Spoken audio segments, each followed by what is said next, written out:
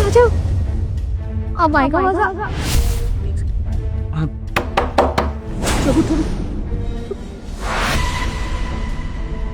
आज देखना तुम्हारे भैया भाभी ना बहुत खुश हो जाएंगे ये सब देख के।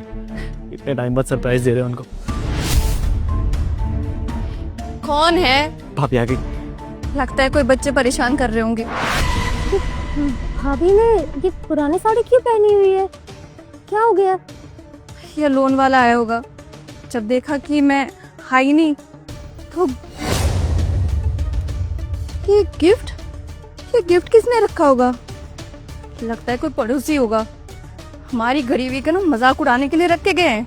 खाली डब्बे होंगे ये। गरीबी? सनी ये हो क्या रहा है? भाभी ऐसे क्यों बात कर रही है? गरीबी से क्या मतलब है इनका? अभी इनको दिखाती हूँ। क्योंकि मुझे भी नहीं पता ऐसा क्यों बोल रहे हैं लोग। ज्योति, इस बात का जवाब अंदर नहीं मिल सकता। और मुझे ऐसा लगता है कि थोड़ी देर हमें बाहर खड़े रहना चाहिए दरवाजे के पीछे। शायद कुछ पता चल जाए। सही कह रहे हो तुम। हाँ। कौन था रूपा? और इतने सारे सामान कौन देके गया? कोई पड़ोसी होगा। उनको पता है ना हमारा घर बिकने वाला है, नीलाम होने वाला हमारे घर। इसलिए ना हमारी गरीबी का ना मजाक उड़ाने के लिए खाली डब्बे देके गए हैं, या फिर इसमें ना पत्थर रखे होंगे। सही कहा तुमने। आजकल के लोगों को हो क्या गया है? किसी की परेशानी नहीं समझते हैं, उन्हें परेशान करने के लिए चले आते हैं।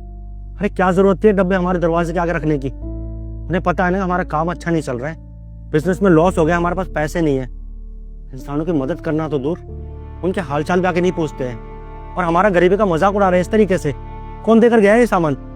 मुझे नहीं पता जी कौन देके गया है। सुनिए ना, मैं कह रही हूँ एक बार छोटी से बात कर लूँ ना। वो तो बहुत अच्छी है, हो सकता है हमारी बात समझे और हमें ना पैसे दे दे। ये हमारा कम से कम घर तो बच जाएगा ना।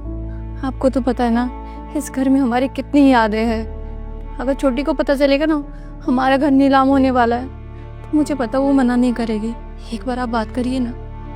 मैं जानता हूँ रूपा कि मेरी छोटी बहन बहुत अच्छी है और उसका पति भी बहुत अच्छा है। अगर उन्हें मैं ये सारी बातें बताऊंगा ना तो हमारी मदद करने के लिए ज़रूर चले आएंगे, पर मैं नहीं चाहता उनसे मदद लेना। तुम जानते हो वो मेरी छोटी बहन है और बड़े भाई होने के नाते मैं उससे कैसे कुछ मांगूंगा। और नहीं यार, मैं ये सब नहीं कर सकता। मुझे बहुत शर्मिंदगी महसूस होगी कि एक बड़ा भाई होते हुए भी मैं छोटी बहन के आगे हाथ फैलाऊं।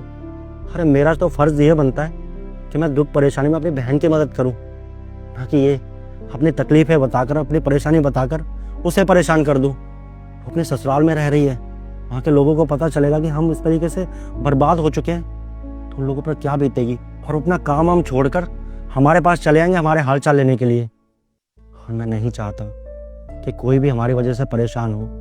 हाँ, मैं मानता हूँ कि अभी थोड़ी तकलीफ़ है, परेशानी है, पर तुम देखना समय के साथ ना ये दिन भी टल जाएंगे, फिर से सब कुछ अच्छा हो जाएगा।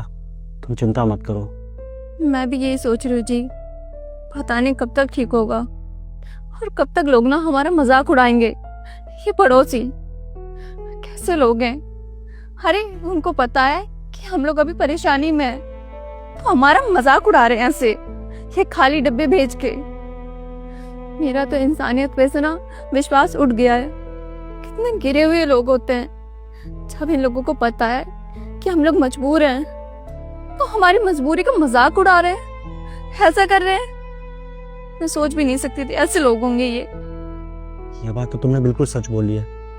अगर आज हम शहर की जगह गांव में होते ना तो गांव के लोग इतने अच्छे होते हैं कि पड़ोसियों की तकलीफ देखकर ना वो लोग भी परेशान हो जाते हैं और उनकी मदद करने के लिए सबसे पहले आगे आते हैं।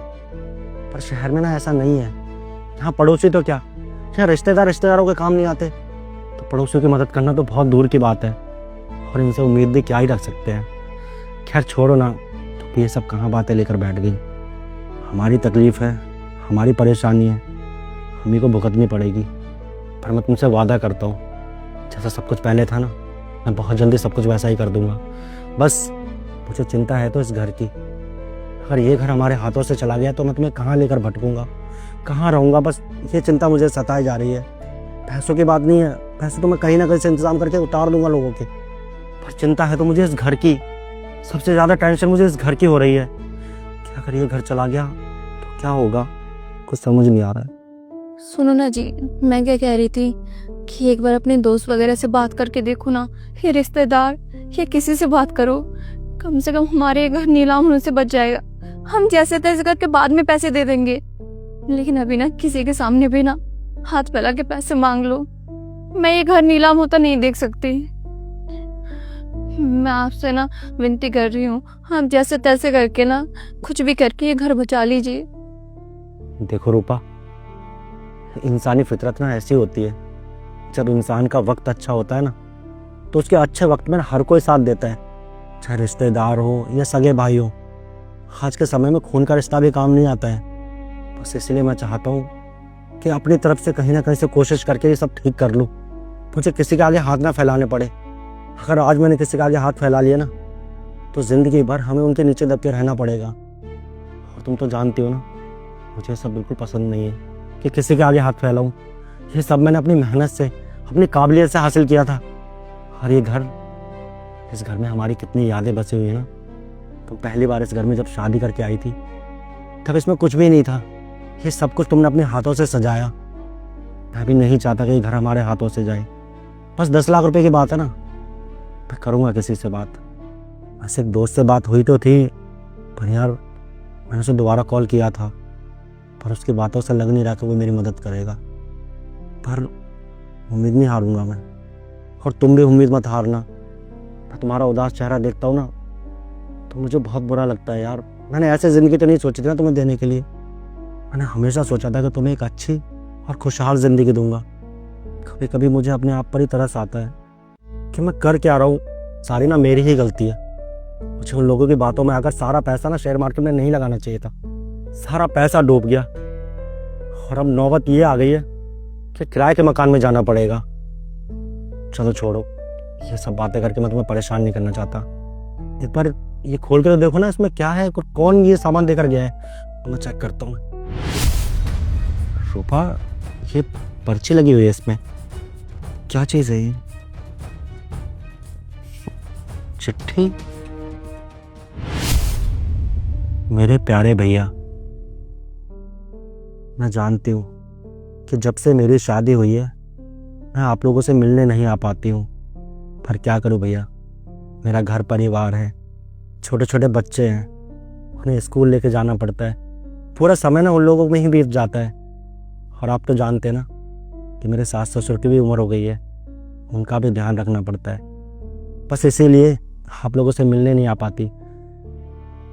पर आप लोग ये मत सोचना कि मुझे आपकी और भाभी की याद नहीं आती। मुझे भी आप लोगों की बहुत याद आती है। और ऐसा नहीं है भैया कि मुझे तुम्हारी और भाभी की याद नहीं आती, मेरा भी बहुत मन करता है तुम लोगों से मिलने का।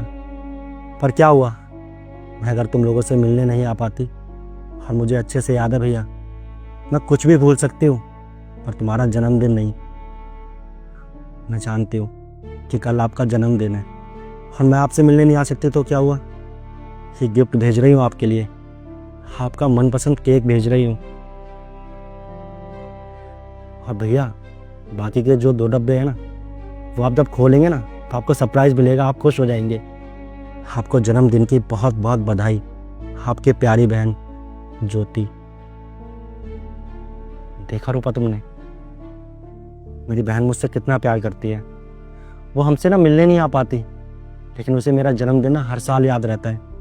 और देखो, उसने मेरे लिए गिफ्ट भेजा है, मेरा मनपसंद केक भेजा है। एक बार खोल के चेक करो ना। जी, मैं समझ सकती हूँ, इस मुश्किल घड़ी में ना आपकी बहन ने आपको छोटी सी खुशी दी है, लेकिन आप भूलिए मत, आपका जन्मदिन है कल है, आज नहीं। हाँ, आपका आखिरी जन्मदिन होगा इस घर में। खैर छोड़िए, ये सब मैं फ्रिज में रख के आती हूँ। ठीक है, और जैसे सब कुछ ठीक हो जाएगा ना, हम खुद चलेंगे ज्योति के घर पे उसे सरप्राइज देने के लिए। भैया सरप्राइज तो मैं आपको देने आई थी,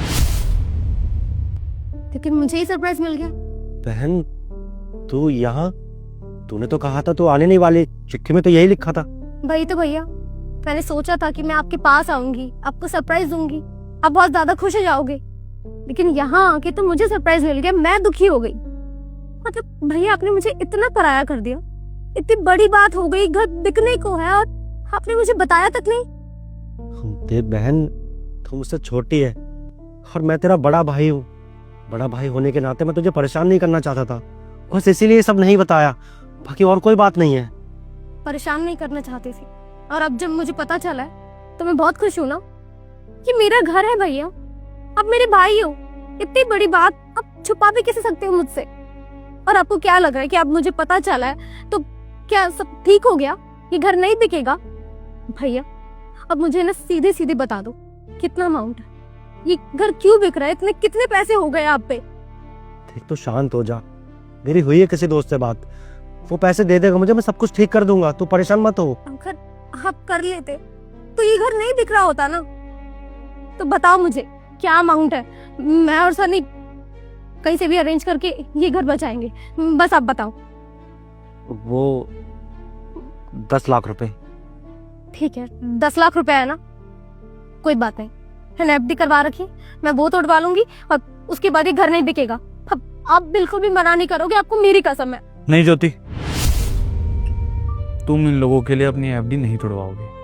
वो एफडी तुमने अपने मुश्किल वक्त के लिए रखी, और मुझे नहीं लगता कि अभी इतना मुश्किल वक्त है कि तुम्हें अपनी एफडी तोड़वाने की जरूरत पड़े।